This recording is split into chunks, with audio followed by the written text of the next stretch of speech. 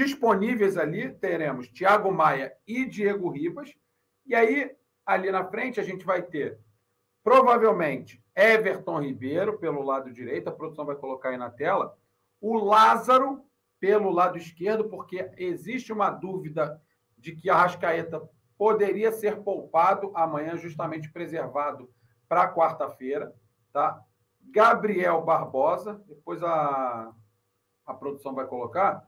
E não sei se faltou alguém, agora me ajudem aí, porque agora, sinceramente, eu me perdi aqui na contagem. Que tá fora? Não. Dos titulares que estão ali. Tá? Então, seria, vamos lá, do meio de novo para frente. Thiago Maia e Diego Ribas, que são os disponíveis, né? Arão está com Covid. João Gomes suspenso. E o Andrés, o contrato acabou. Então, seriam 5 jogadores para 2 vagas. Teremos só 2 para 2 vagas. Então, não acredito que seja diferente. Para mim, será o Thiago Maia e o Diego Ribas. E aí, Everton Ribeiro, do lado direito. O Lázaro, caso o Arrascaeta não atue pelo lado esquerdo, né, ali na famosa zona 14. Gabriel, e aí vai faltar uma vaga ali no meio. Né? Esse jogador ali centralizado pode ser o Vitinho. Tá? Podemos ter o Vitinho. Ou podemos ter o Pedro junto com o Gabriel. Aí tem que saber como é que vai ser a escalação do Dorival, que também se torna reforço. Né? Ele que não esteve no banco contra o Tolima, volta a comandar a equipe do Flamengo ali na beira do campo. Eu acredito num bom resultado do Flamengo. Acho que nunca é fácil jogar na Vila Belmiro, a gente sabe disso. O Santos costuma ser forte dentro de casa. Mas, nos últimos tempos, o Flamengo tem tido bons resultados por lá. Ano passado, se não me engano, 4-0 para o Flamengo, né? Um gol, inclusive, na estreia do Andrés. Né? Um gol do Andrés, né, Túlio? Enfim, essa provável escalação do Flamengo para amanhã. Bom, tá aí. Nazário, quero te ouvir agora, antes de voltar aqui para o nosso querido chat. O que você achou dessa provável escalação e também dessa opção pelo Diego? Apesar de que, né, como bem passou o Bruno, o Dorival não tem muitas opções também para poder compor esse setor do Flamengo. Então, provavelmente deve ser mesmo aí Thiago Maia e Diego Ribas, né? Voltando a atuar por ali, onde ele, talvez ali até o início, né, de 2021, tenha até jogado bem naquele setor. Mas nós queremos te ouvir. Algumas coisas só acontece ao Flamengo, né, cara? Eu estava ouvindo agora o Bruno falar e realmente eu não sei o que aconteceu com o Léo Pereira.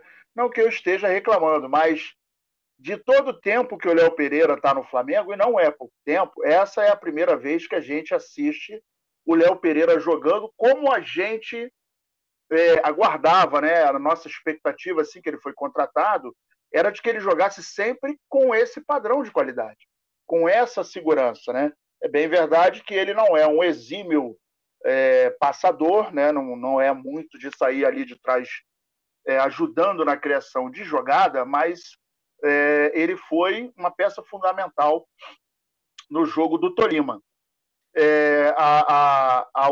O outro lado da defesa foi o Davi Luiz, que até agora eu estou sem entender o lance que a bola veio da direita e ele se abaixou. Eu nunca vi isso na minha vida, ainda mais um zagueiro de nível de seleção brasileira.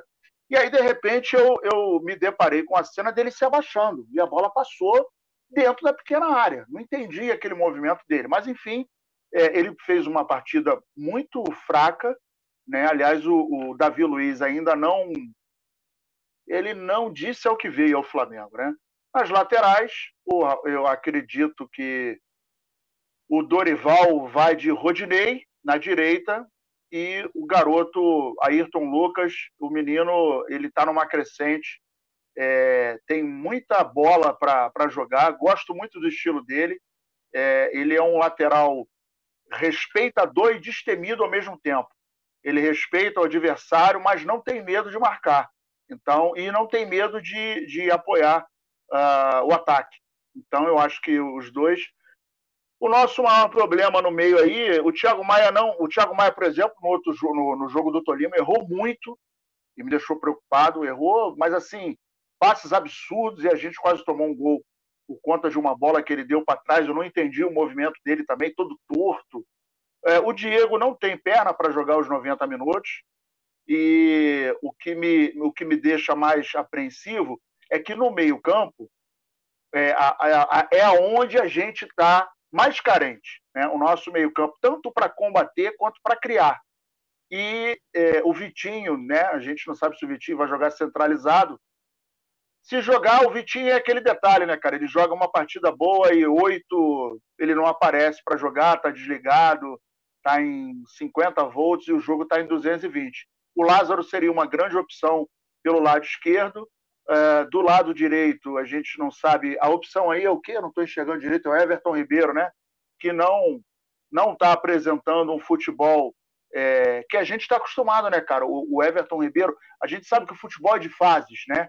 Então tem aquela fase que o cara vai, joga, arrebenta, coisa e tal. Ele mesmo foi escolhido 2 vezes o melhor do Campeonato Brasileiro. É um cara que tem aquele toque de gênio, tem aquele toque que deixa alguém na cara do gol, mas ele, desde que foi para a seleção brasileira, eu acho que ele ficou lá na Granja Comari, né? O Everton Ribeiro parece que ele se bloqueou, se congelou, não sei qual o adjetivo melhor para usar. O fato é que o Everton Ribeiro está igual um vagalume, às vezes ele acende, às vezes ele apaga, e efetivamente a gente não está conseguindo ter uma constância com ele. E na frente o Gabigol que tem sido contestado, que é um cara que realmente precisa de mais foco, precisa de levar um pouquinho mais a sério. Eu acho ele um jogador fora de série, é um cara que tem um faro de gol incrível, mas que quando ele também é forçado a sair da área, porque o meio e os meias, né, os volantes e os meias não estão conseguindo criar, não estão conseguindo fazer com que essa bola chegue em condições para ele, e ele precisa, mais uma vez a gente fala, ele precisa de um cara que seja referência dentro da área, que esteja fazendo a movimentação. Comumente ele dá aquele tapa para dentro e cruza na diagonal, às vezes pegando o Arrascaeta, às vezes pegando o Bruno Henrique, às vezes pegando quem está chegando ali no facão pelo lado esquerdo.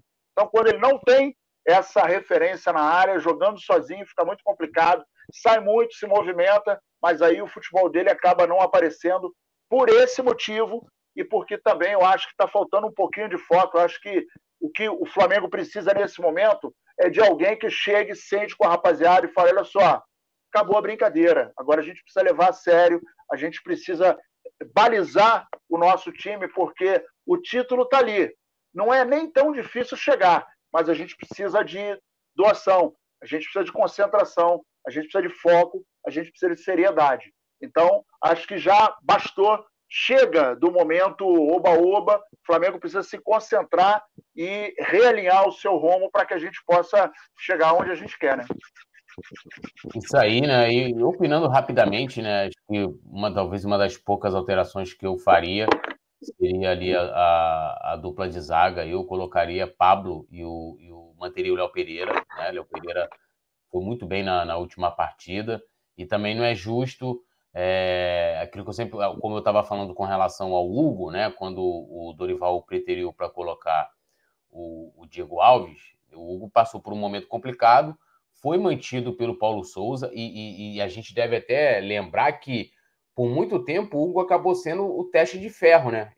As críticas todas direcionadas a ele, e o Paulo Souza sendo poupado dessas críticas. Quando ele começou, né, a crescer a partir daquele Fla-Flu, que ele fez uma partida estupenda, aí depois teve a saída do Paulo Souza e tal, o Dorival colocou o Diego Alves. Então, pensando nisso, eu manteria ali o Léo Pereira, né, já que o Rodrigo Caio não pode, e colocaria o Pablo, né? Não entraria com o Davi Luiz. Mas acho que de resto o Dorival não tem, né, muito para onde correr. O lado direito também, mesma coisa. O Rodinei, como bem colocou também o Bruno, vem num momento melhor do que o Mateuzinho, né? E aí é aquela coisa de não comparar entre um e o outro, mas é olhar o momento. O momento do Mateuzinho, né, estava muito abaixo, o Mateuzinho estava deixando muito a desejar, o Rodinei está no momento melhor. Túlio, em pleno 2022, como bem colocou o Bruno, o Rodinei ser opção no Flamengo, o erro está onde? O erro está em quem planeja, em quem não vende, em quem, né, não busca uma reposição no mercado, porque se a gente for lembrar, em 2020, logo quando o Rafinha saiu, a direção achou o Isla, né? Rápido, não demorou tanto. Então, não vejo por que a gente ouve, né? A gente vai falar também aqui de outras posições, né? Em valores exorbitantes que o Flamengo pensa em investir, né? Chegou a aventar investir 10 milhões de euros no Andrés, que também é um assunto da nossa pauta. Por que não investe uma parte dessa grana num bom lateral direito? Né? Eu acho que o Flamengo poderia fazer isso. Então, o erro não está em somente do Rodinei ser uma opção para o treinador de ocasião do Flamengo, né? O erro está em quem mantém ele ali, pô. Em quem está ele ali. Quantas propostas a gente já escutou? Ah, São Paulo, Fluminense, Grêmio, vários clubes sondaram o Rodinei desde quando ele retornou. O Inter, inclusive, queria mantê-lo depois do empréstimo. O Flamengo é que vem pedindo, talvez, valores que o mercado, né? A gente está falando, o Inter não quis, Grêmio não quis pagar, São Paulo não quis pagar, Fluminense não quis pagar. O mercado tá falando que o Rodinei não vale o quanto o Flamengo tá pedindo, pô. Pô, então assim, aonde está o erro aí? Tipo, onde está o óleo, né?